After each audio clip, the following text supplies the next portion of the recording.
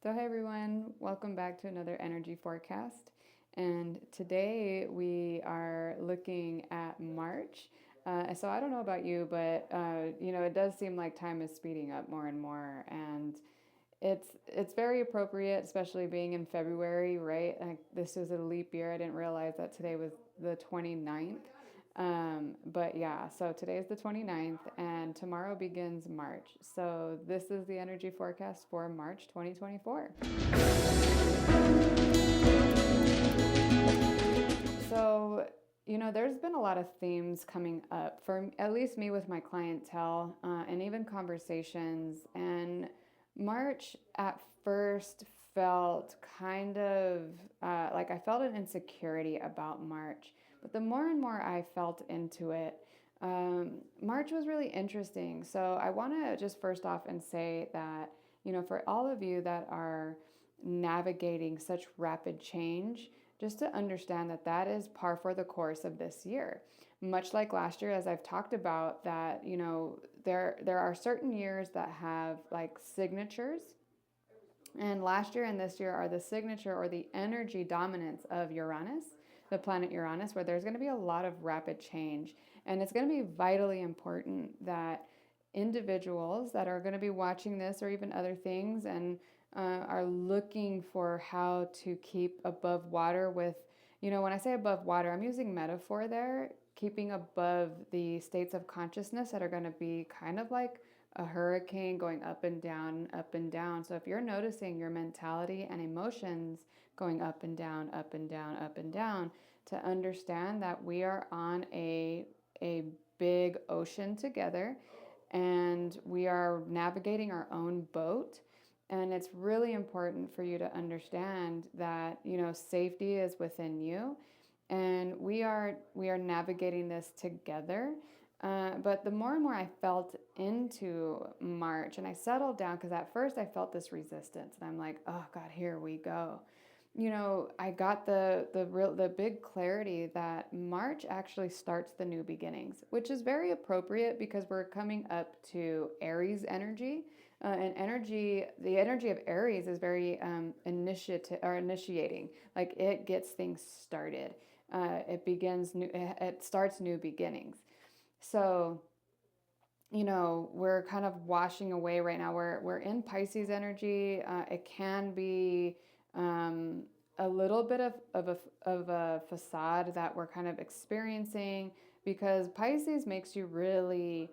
It can make you kind of up in the clouds, or the up in the mind space, if you will. And it's important to know about Pisces is that you've got to go within and go up to kind of feel into what's going on, like really, really assess what's truly happening, what is illusionary and what's not. Um, so when I feel into March, it's very much like we're coming out of that illusion and we're starting to get something going. Okay. So, that's very appropriate for how time, almost it feels like time began when I say this stuff. Like we've known this for a long time, but more and more are awakening and coming out of their comas or their just asleep states, and they're starting to like become more and more aware so that they can start syncing up with the rhythms of life. And what I have started observing in conversations and my clientele is that a lot of people are possibly misunderstanding. And I use the word possibly because I'm not going to take away from what you are all experiencing mentally and emotionally. But as I observe in these conversations, people are stating that they're feeling like their life is coming to an end soon, and um, or they're panicking almost because people in their lives are falling away. And I'm having more and more of these conversations, and I wanted to bring this to your attention because those that are on the path of soul ascension, you know, I have seen people just skyrocketing out of their dead weight.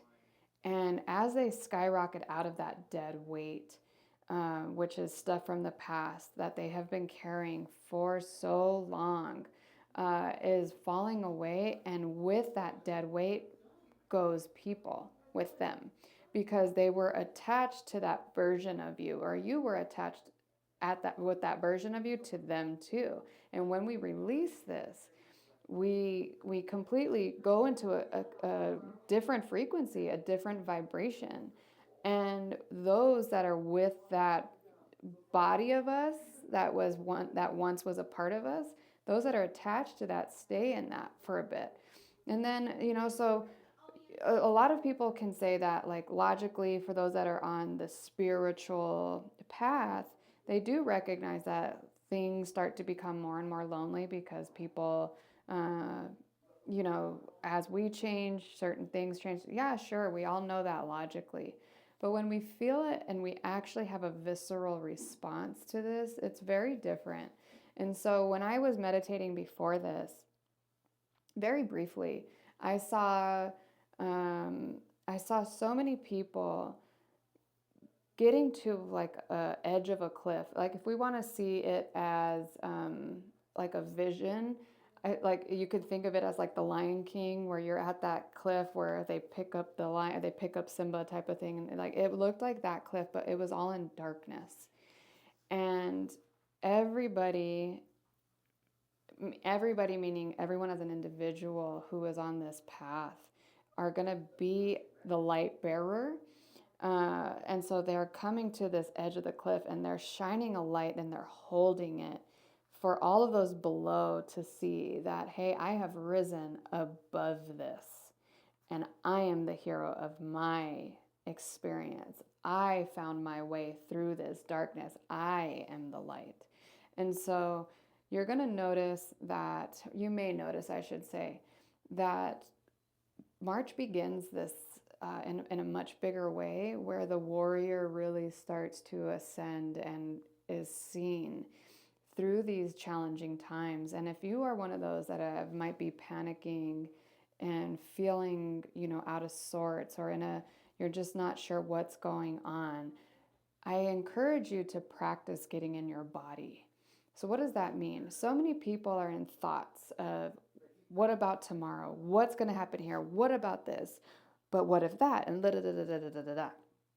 They are so out of their body and attached to outcomes that we're not here in this moment. And this is something that is not coined by me. It has been widely known to detach from outcomes and to be present, right? But some people just, it's not clicking logically with them and understanding what that means. And so the way that I can interpret it is, when you're so much in thought about future thoughts, future potential, future things, even past stuff, but it could have gone this way, it could have gone that way. Sure, but we're also clinging onto the drama of how things could have been, how things should have been.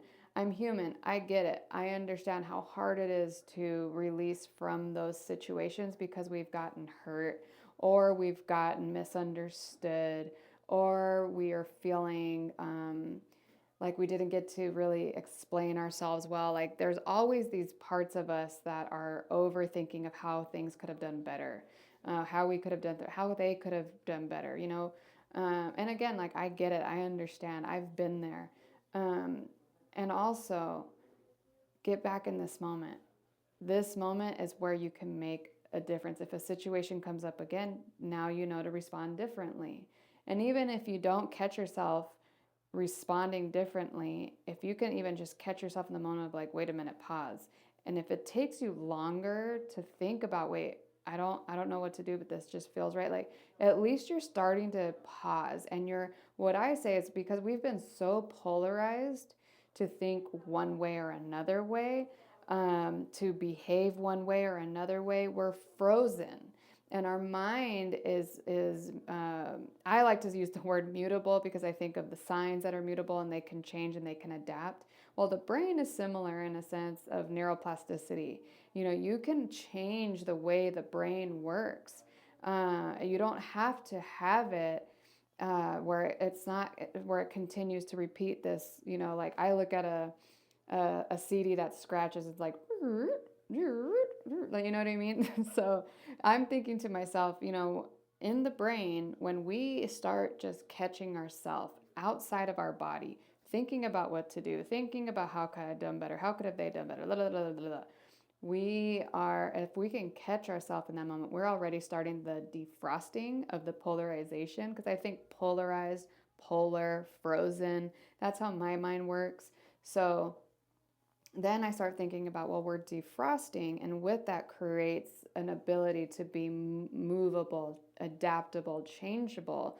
And so we can look for a different way how we want to respond to the situation.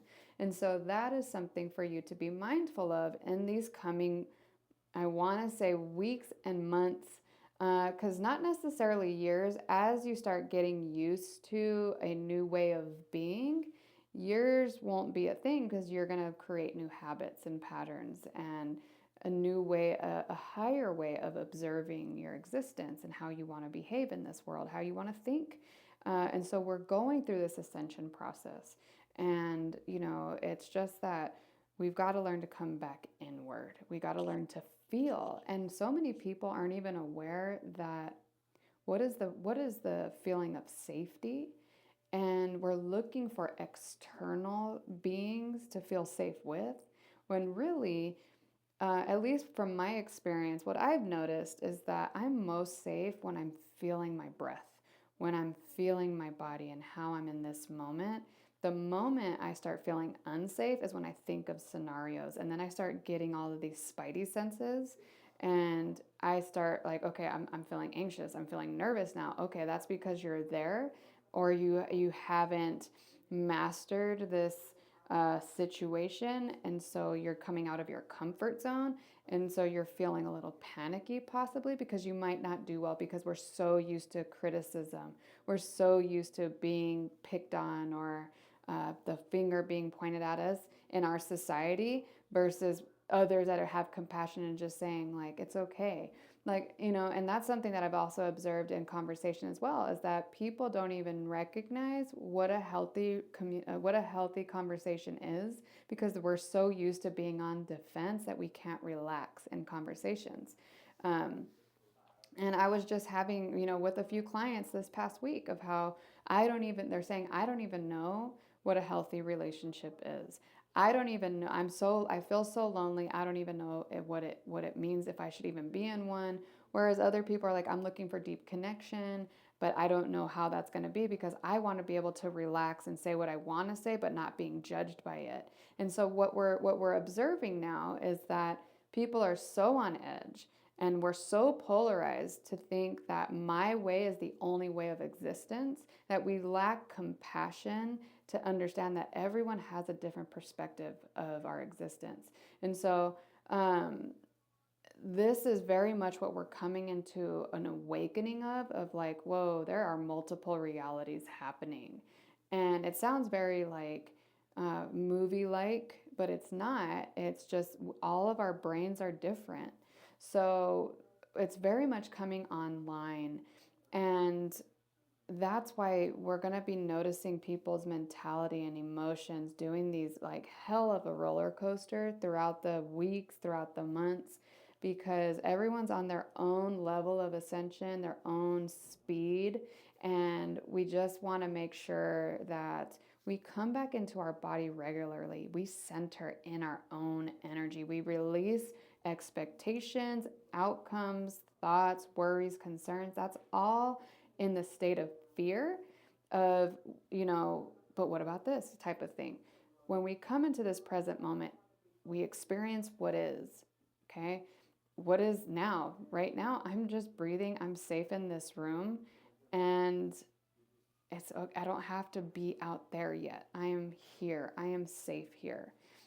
So it's just more of this practicing of getting the mind reconditioned to understand, to be here, and be adaptable when situations arise, but know when you're feeling anxious. What's making you feel anxious? Is it their anxiety? Well, we don't even have to go there, because you need to focus on yourself first. Stop focusing on how they're affecting you, and focus how you're actually responding to how they affect you. That's where we kind of get this disconnect. We want to blame and scapegoat so many other people. Well, they did this to us. But no, you're responding because you're not even aware of how your own energy responds to external stimuli. So, again, very much what's going to be happening up in March. Um, and I even see that coming into a little bit of April. And I go slowly because I can feel like there's a little bit of resistance around that. April does have its own type of spin on it. Um, but definitely in March, things are going to be kind of blossoming and blooming. Also, I got that I didn't say, I think, is that March is also the new beginnings. I did say that, and because of Aries and everything, but March is the beginning of the new beginnings. Okay? March is very much, this year, Uranian ruled new beginnings, new things happening, changes, all of this stuff is very much beginning in March. But this whole year, very much like I said about the year of the rebellion, the year of the rebel, the year of the individual standing out. So just to make sure that you understand that you are the individual that's starting to arise, and you're just dropping the facade. You're dropping what everyone has assumed you to be, type of thing. And it could be startling. It could absolutely be startling. But again, practice coming into your body. Do a 4 count. I forget what it's called. It doesn't matter. It's just the practice is, it's like you breathe in for 4, you hold for 4, you exhale for 4, you hold for 4. And you do that 4 times, but I like to encourage people to do it more until you feel centered, you feel calm. So that's a practice to help you come into the body. Doing mantras, just practicing being present. So I hope that helps you for March. If it doesn't, that's okay, because maybe you're past this phase, or maybe you haven't even come to it. But also at the same time, to have compassion on this path for other people that are going to be going through ups and downs. That's going to be the biggest. So I'm going to leave that all with you. I wish you well.